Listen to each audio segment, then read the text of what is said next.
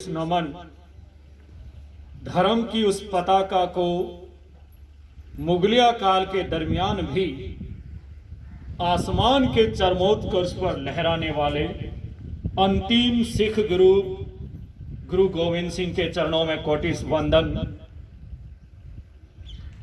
सदा स्मरणत है महापुरुष वीर और बलिदानी लोग स्वयं के लिए न जीकर राष्ट्र के लिए, समाज के लिए, अपनी धर्म और संस्कृति के लिए जीते हैं। 20 जनवरी 1675 आनंदपुर साहिब के अंदर तेग बहादुर के घर एक नन्हे से बालक का अवतर। क्रमवत समय की इस गति में आगे वही नन्हा बालक गुरु गोविंद सिंह, अंतिम सिख गुरु। आपके लाडले बच्चों के संदर्भ में आपने शहीदी दिवस के संदर्भ में देखा हो, जिस समय मुगल सल्तनत ने धर्म परिवर्तन करवाना शुरू किया, उस समय भी ये अडिग रहे और जान देना सर्वश्रेष्ठ समझा, मगर धर्म नहीं बना। मुगलों से जब लोहा लेते हुए आनंदपुर साहिब छोड़ना पड़ा, हालांकि इन्होंने अपनी शिक्षा में सिख धर्म के अंदर विभिन्न बहुआयामी सुधार किए, जैसा कि 5 ककार का उल्लेख है: केस, कंगा, कड़ा, कटार और कृपण। इसके बाद 1699 में खालसा पंथ की स्थापना और उसे एक सैनिक केंद्र बनाया। और जब औरंगजेब के समय के दरमियान फतेह सिंह और जोरावर सिंह जैसे 9 साल और 7 साल के बच्चे शहीद हो गए, इन्हीं के लाल थे।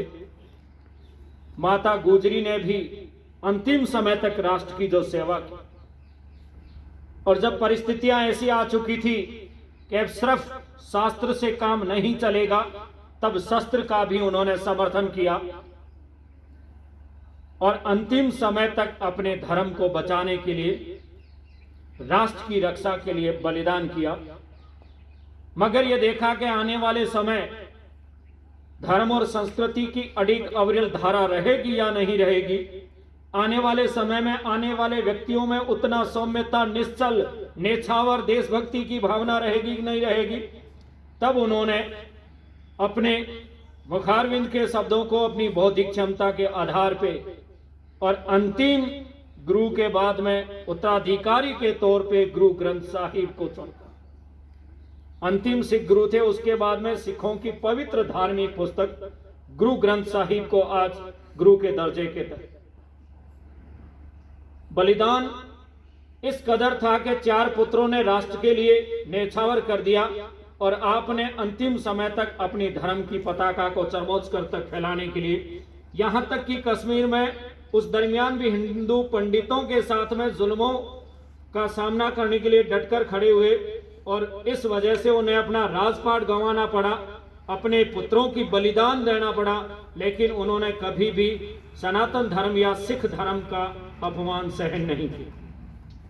हमें उनके जीवन से ये प्रेरणा लेनी है। नैतिकता, मर्यादा, अपनी धर्म और संस्कृति पर अडिग रहना है।